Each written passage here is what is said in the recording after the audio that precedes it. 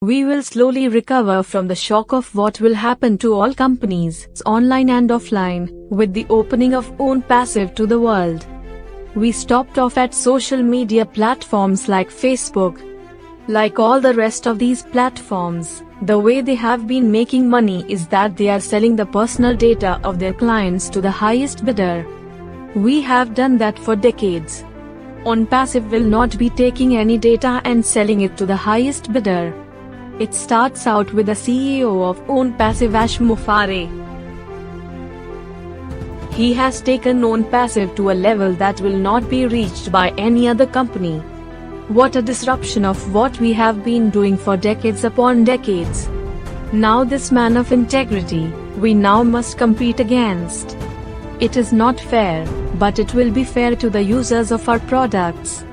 For decades we have formed a monopoly on all the products that our users have been using. Now there's competition.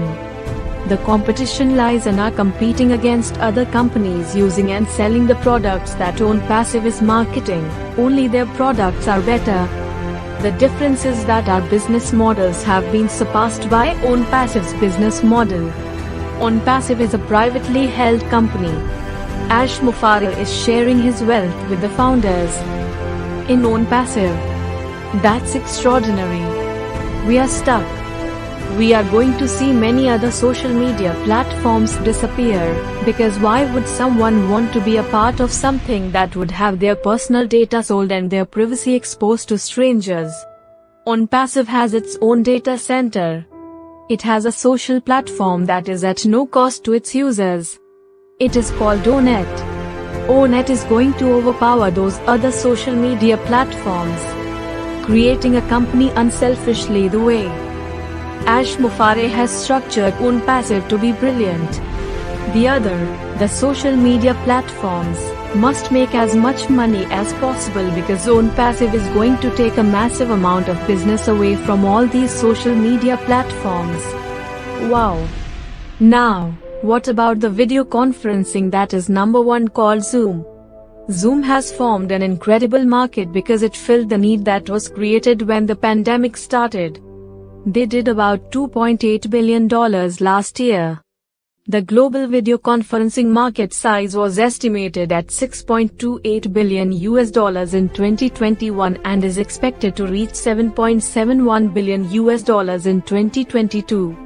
According to Fortune Business Insights, the global video conferencing market size is projected to reach $14.58 billion in 2029.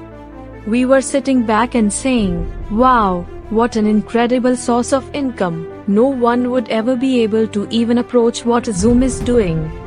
But we, CEOs, saw the flaws in Zoom. First of all, there was a limited amount of people who could connect to Zoom when it came to video conferencing. If you wanted more, you had to pay an expensive rate. We were using Zoom to do a lot of our business because the pandemic struck and a lot of companies had been leaving the brick-and-mortar business and having the employees work at home. But guess who was paying attention to what was happening with Zoom?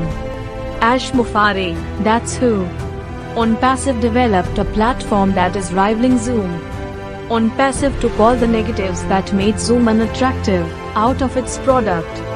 ONPASSIVE as we speak now has a product called DoConnect. We do not know very much about this platform because there is not enough information. What we have been able to hear is that DoConnect will overtake and take most of the business when it comes to video conferencing. That's all we know. Warning to all of those video conferencing companies, watch out for ONPASSIVE and DoConnect. We thought that this day would never happen, but it is going to.